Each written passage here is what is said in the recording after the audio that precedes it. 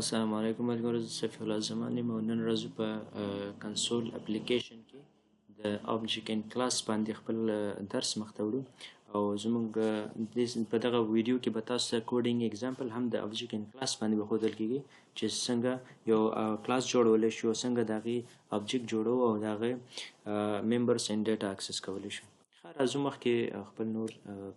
کوم یو چې ډیفینیشنز موږ کلاس ان آبجیکټ لپاره لیکلی دغه تاسو ته در وړاندې کوم. سو ګورئ، آبجیکټ از ا ریل ورډ انټیټي ویت د ډیټا اینډ فنکشنالټي. دا د آبجیکټ ډیفینیشن دی چې په دې کې به څه ډیټا ان ان فنکشنالټي به پکې صحیح ده، ډیټا به پکې موجود وي او یو فنکشنل به اجرا کوي موږ ته.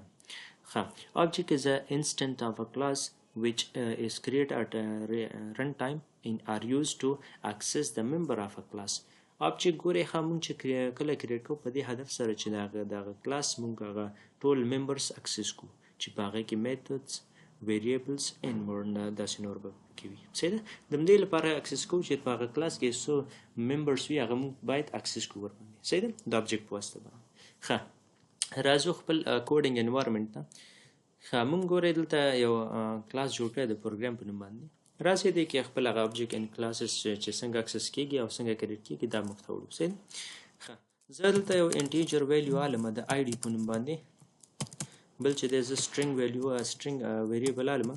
چې دې کې به سټرینګ ویریبل مونږ سټرینګ ویلیو پاس کوو لکه د نیم په نوم باندې مې واخیسته. ښه، راځم دلته اوس یو کلاس جوړوم چې هغې ته زه نوم ایډ ورکوم صحیح ده. وایډ ځکه لیکو چې دا موږ ته ریټرن ټایپ نه لري صحیح ده، نو ځکه موږ ورته وایډ لیکو سوري.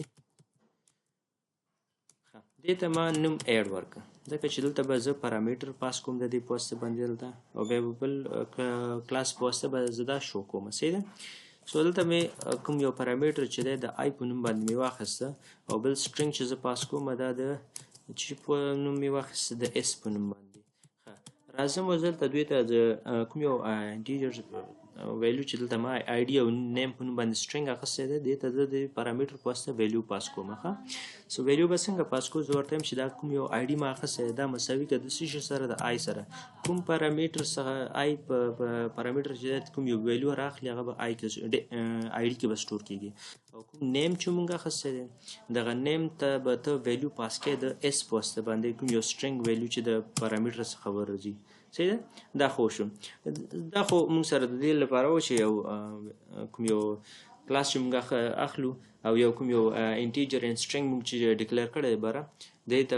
د دغه کلاس په واسطه ویلیو پاس شي. خو دا بس شو کو په سکرین باندې څنګه هغه په دغه طریقه به کېږي. دلته به یو بل کلاس ورته جوړ کړم، زه ورته لیکم پبلیک وایډ او دا ته نوم ورکوم شو په نوم باندې صحیح ده، چې دغه کوم یو ویلیو چې پاس کېږي د پارامیټر په واسطه باندې دا باید دلته موږ ته شو شي. زه ورته لیکم چې کنسول ډاټ رایټ لاین واخله ویلیو ترې څخه صحیح ده، سره کوم شو کړه دلته ویلیو چې کوم راغلی دغه به دلته شو کېږي صحیح ده. زه ورته لیکم چې سټوډنټ آی ډي، او سوري زه باید دا سټرینګ پاس کړم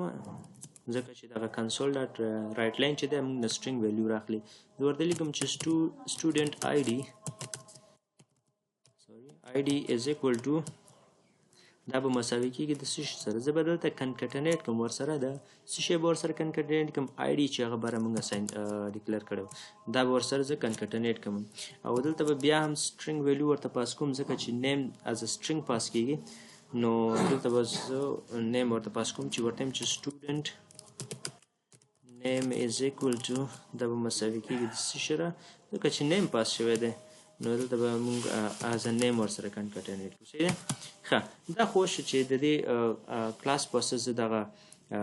کوم یو بره کلاس چې دی ایډ کلاس چې زه به د دې په واسطه دا به شو کوم دغلته، زه به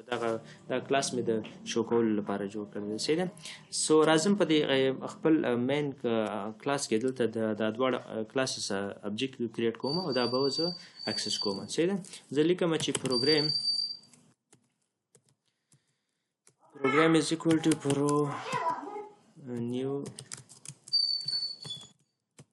new and زه یو بل ابجیکټ هم رالم د پرو2 په نوم باندې صحیح ده، دغه د پروګرام ابجیکټ رالم صحیح ده، د پرو1 په نوم باندې بیا والم صحیح ده. دا کوم یو واخیسته راځه مو چې کوم یو ویلیوز موږ اساین کوو د دې په واسطه باندې هغه ایډ کلاس چې مې جوړ کړی دی د هغې په واسطه به ورته زه څه کوم زه اول پرو رالم پرو ایډ کوم صحیح ده دې ته ایډ کوم چې ایډ کوم زه ورته یم چې دغه 12 آی ډي ورته اساین کړه او نیم ورته چې ورکړه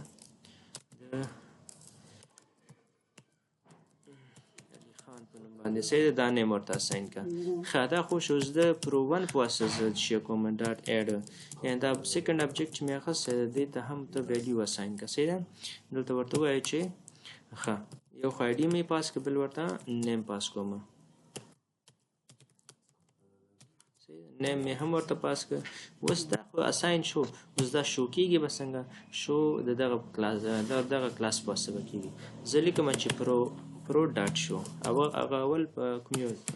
ابجکټ چې موږ اخیستی پرامیټر ورته پاس کړي هغه شو کړه صحیح ده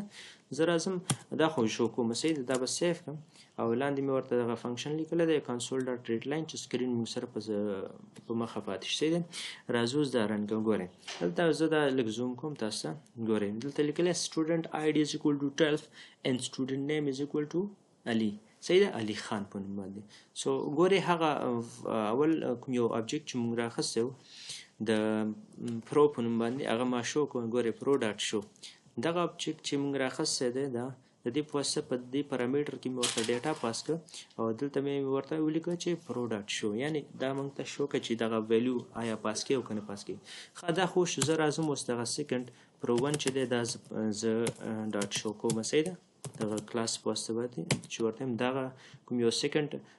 پرامیټرز چې ما پاس کړي دا هم راته شو کړه اوکې دا مې سیف کړه راځم اوس رن کوم اوکې خو دلته تاسو ته ښایي ښه صبر زه دا لږ رازوم کوم